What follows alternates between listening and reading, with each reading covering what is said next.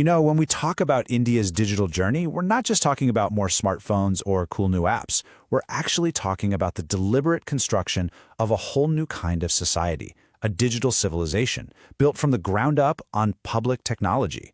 So to really get our heads around how this happened, we first need to look at the sheer mind-boggling scale of it all. To get a sense of that scale, just start with this one number, 49%. That's the share of all global real-time digital payments that are now happening on India's Unified Payments Interface, or UPI. It's an incredible figure for a system that, get this, didn't even exist a decade ago.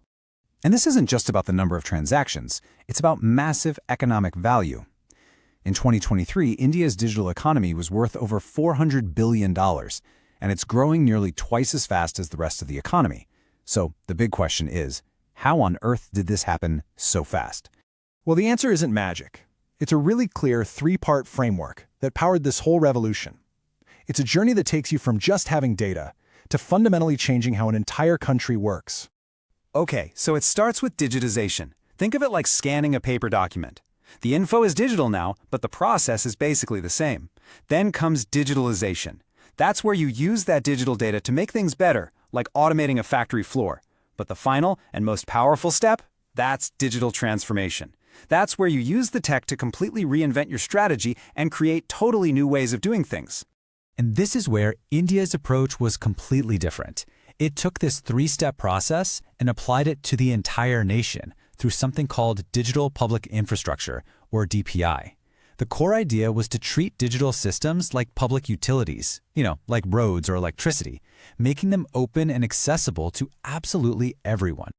Okay, so you have this grand idea, but how do you actually build it? Well, this digital infrastructure didn't just happen by chance. It was a very deliberate, decade-long project to create what's now famously known as the India Stack. To really understand why this was so critical, you have to remember this. Before 2009, nearly 400 million people in India had no formal way to prove who they were. That was a massive barrier preventing them from getting basic services. Now, the groundwork actually started way back, but the real rocket fuel was lit in 2009 with Aadhaar, creating that universal biometric identity layer. Then in 2015, the Digital India Mission came along to pull all these efforts together.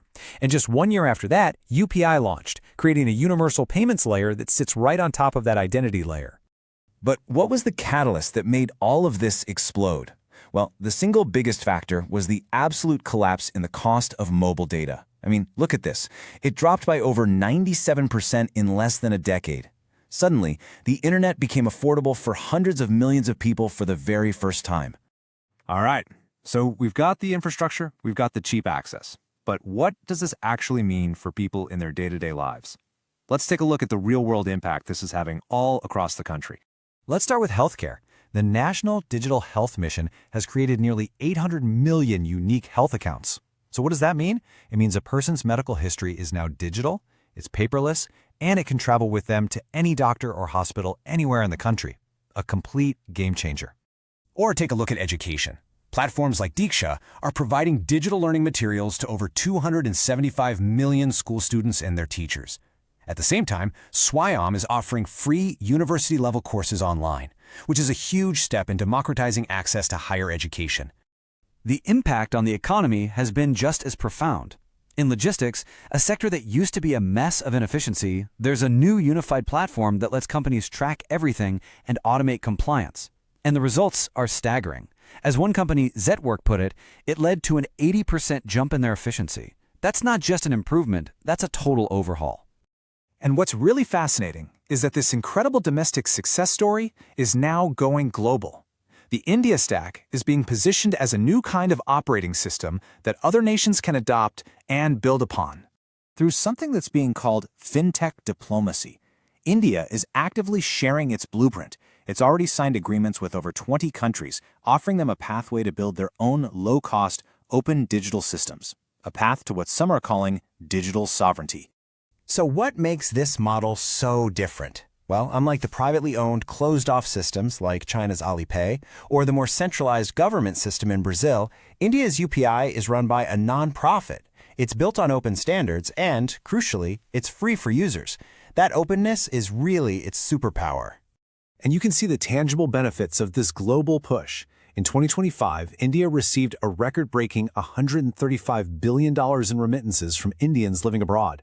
And because of these new international UPI links, more of that money is actually staying with families instead of getting eaten up by high banking fees.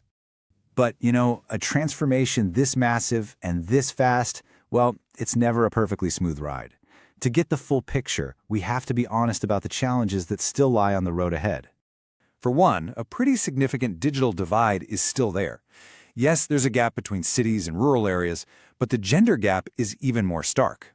Only about a third of women in India have ever used the internet, compared to over half of men. And this divide isn't just about who has access to the internet. It's also about readiness. Half of the people in rural areas who aren't online say they simply don't know how to use it. This low digital literacy also opens the door to fraud. And the speed of this rollout has, understandably, sparked some serious debates about data privacy. In response to those concerns, India passed a new data protection law in 2023. The whole thing is built around the idea of user consent, and it's specifically designed for this kind of high-volume, digital-first world, trying to strike a balance between innovation and personal privacy. So, after this incredible decade of transformation, what's the big takeaway? Where does all of this lead? Ultimately, India's story shows what's possible when a nation treats technology not as some kind of luxury product, but as a core public utility, like water or power. It has created a real, working template for how to build a digital society at population scale, right from the ground up. The foundation is undeniably in place. The architecture is revolutionary. But the biggest question of all still remains. Can this new digital society truly deliver an inclusive, secure, and fair future for every single one of its 1.4 billion citizens?